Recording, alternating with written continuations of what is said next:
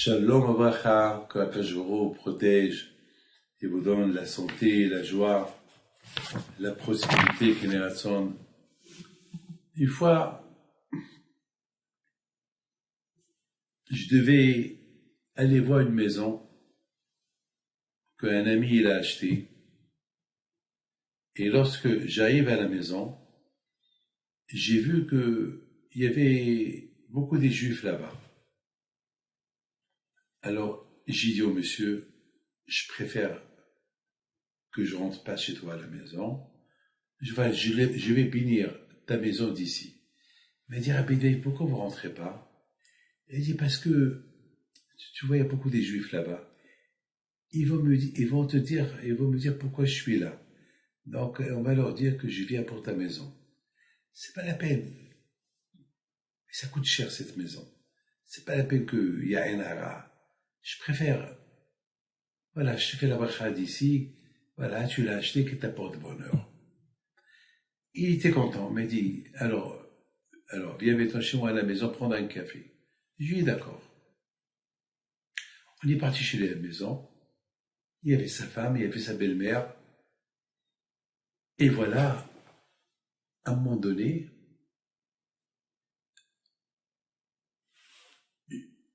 on m'a servi de l'eau. J'ai pris la bouteille d'eau.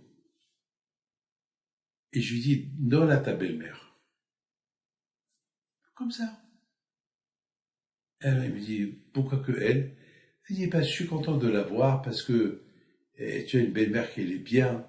C'est pas tout le monde qui a une belle-mère comme la tienne. Elle est très gentille avec toi. Et alors, lui, elle va être contente.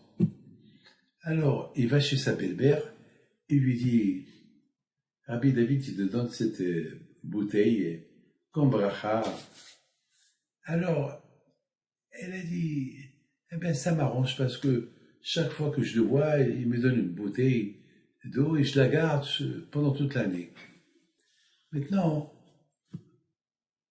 elle rentre dans sa chambre pour se préparer pour sortir et sa fille, elle va derrière elle et il lui dit, maman, j'ai vu que tu étais en train de s'habiller, mais j'ai vu une tache noire sur ta tête. Ah bon, ne me fais pas peur. Non, maman, je te fais pas peur. Mais il y a une tache noire sur ta tête. Il faut vite aller voir l'ophtalmo, pas l'ophtalmo, comment il s'appelle, le médecin de la peau pour voir. Elle lui dit, d'accord. Ils sont partis chez le médecin. Et le médecin, il lui a dit, madame, c'est très dangereux ça. Il a un peu analysé. Il faut faire une opération, il faut l'enlever avant que ça rentre en profondeur. Et grâce à Dieu, il a été sauvé de justesse. Pourquoi je vous raconte cette histoire?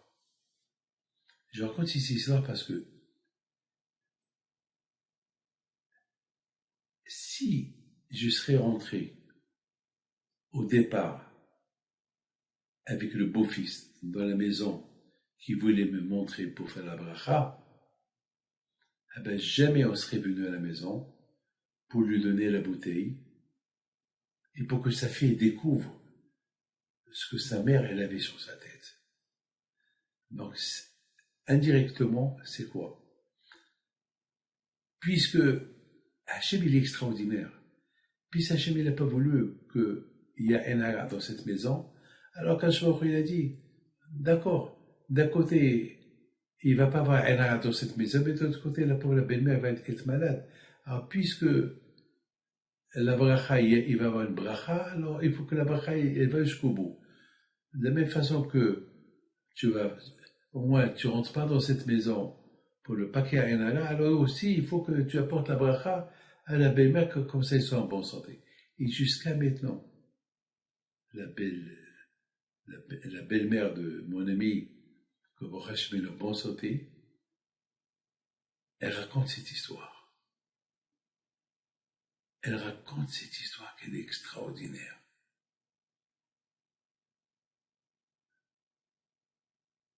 Beaucoup des fois, on ne sait pas ce qu'on fait. Toujours, il faut toujours prier à Akash Baruch Hu. Guide-moi, Hachem. Guide-moi. Regardez comment Hachem nous a guidés. On va, pour entrer, bénir une maison. Il y avait beaucoup de Juifs parce qu'il y avait une Brit Mila. Et j'ai dit, c'est pas la peine qu'on rentre là pour ne pas qu'on nous pose des questions, pour ne pas, ah, tu as acheté une maison ici, là aussi tu as acheté une maison.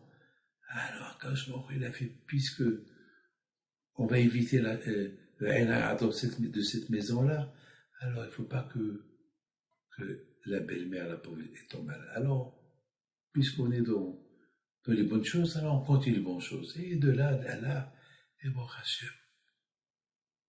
Et sa fille ne devait pas rentrer derrière sa mère, parce que sa fille respecte sa mère.